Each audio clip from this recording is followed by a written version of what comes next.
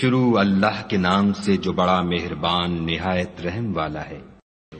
ہاں، جو شخص خدا کے آگے گردن جھکا دے یعنی ایمان لے آئے اور وہ نیکوکار بھی ہو تو اس کا صلہ اس کے پروردگار کے پاس ہے، اور ایسے لوگوں کو قیامت کے دن نہ کسی طرح کا خوف ہوگا اور نہ وہ غمناک ہوں گے۔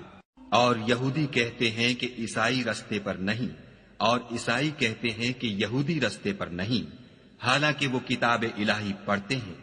اسی طرح بالکل انہی کی سی بات وہ لوگ کہتے ہیں جو کچھ نہیں جانتے، یعنی مشرک۔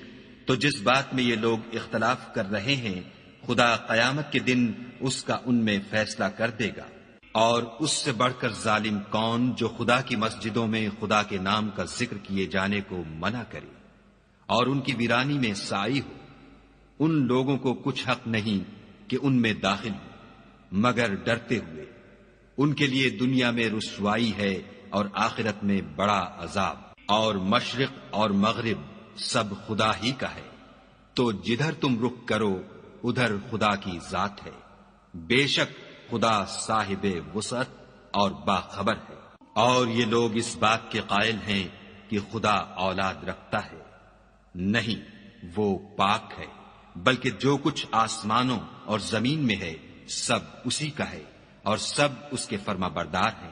وہی آسمانوں اور زمین کا پیدا کرنے والا ہے۔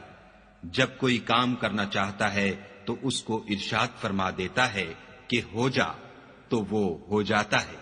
اور جو لوگ کچھ نہیں جانتے یعنی مشرک، وہ کہتے ہیں کہ خدا ہم سے کلام کیوں نہیں کرتا، یا ہمارے پاس کوئی نشانی کیوں نہیں آتی۔ اسی طرح جو لوگ ان سے پہلے تھے وہ بھی انہی کی سی باتیں کیا کرتے تھے۔ ان لوگوں کے دل آپس میں ملتے جلتے ہیں۔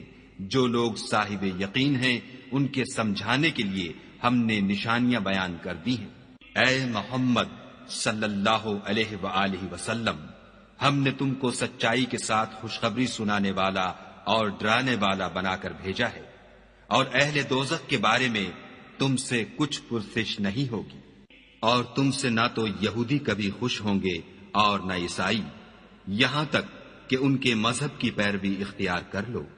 ان سے کہہ دو کہ خدا کی ہدایت یعنی دین اسلام ہی ہدایت ہے، اور اے پیغمبر اگر تم اپنے پاس علم یعنی وحی خدا کے آ جانے پر بھی ان کی خواہشوں پر چلو گے تو تم کو عذاب خدا سے بچانے والا نہ کوئی دوست ہوگا نہ کوئی مددگار۔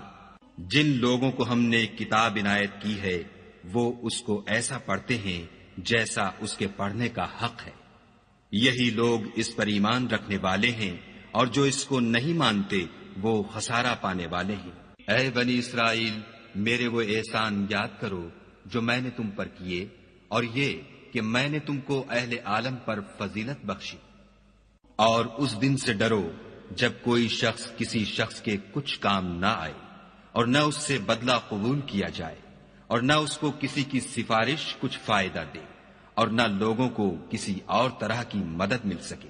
اور جب پروردگار نے چند باتوں میں ابراہیم کی آزمائش کی تو وہ ان میں پورے اترے۔ خدا نے کہا کہ میں تم کو لوگوں کا پیشوا بناؤں گا۔ انہوں نے کہا کہ پروردگار میری اولاد میں سے بھی پیشوا بنائیو۔ خدا نے فرمایا کہ ہمارا اقرار ظالموں کے لیے نہیں ہوا کرتا۔ اور جب ہم نے خانہ کعبہ کو لوگوں کے لیے جمع ہونے اور امن پانے کی جگہ مقرر کیا اور حکم دیا کہ جس مقام پر ابراہیم کھڑے ہوئے تھے اس کو نماز کی جگہ بنا لو، اور ابراہیم اور اسماعیل کو کہا کہ طواف کرنے والوں اور اعتکاف کرنے والوں اور رکوع کرنے والوں اور سجدہ کرنے والوں کے لیے میرے گھر کو پاک صاف رکھا کرو۔ اور جب ابراہیم نے دعا کی کہ اے پروردگار اس جگہ کو امن کا شہر بنا، اور اس کے رہنے والوں میں سے جو خدا پر اور روز آخرت پر ایمان لائیں ان کے کھانے کو میوے عطا فرما، تو خدا نے فرمایا کہ جو کافر ہوگا میں اس کو بھی کسی قدر متمتع کروں گا، مگر پھر اس کو عذاب دوزخ کے بھگتنے کے لیے ناچار کر دوں گا، اور وہ بری جگہ ہے۔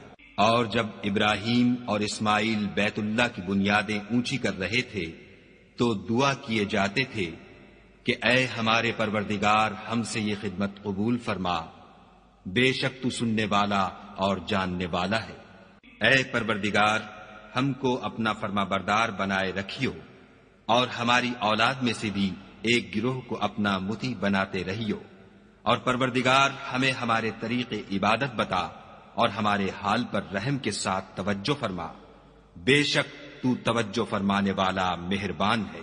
اے پروردگار، ان لوگوں میں انہی میں سے ایک پیغمبر مبعوث کیجو جو ان کو تیری آیتیں پڑھ پڑھ کر سنایا کرے اور کتاب اور دانائی سکھایا کرے اور ان کے دلوں کو پاک صاف کیا کرے، بے شک تو غالب اور صاحب حکمت ہے۔ اور ابراہیم کے دین سے کون روگردانی کر سکتا ہے بجز اس کے جو نہایت نادان ہو؟ ہم نے ان کو دنیا میں بھی منتخب کیا تھا اور آخرت میں بھی وہ زمرہ صلحاء میں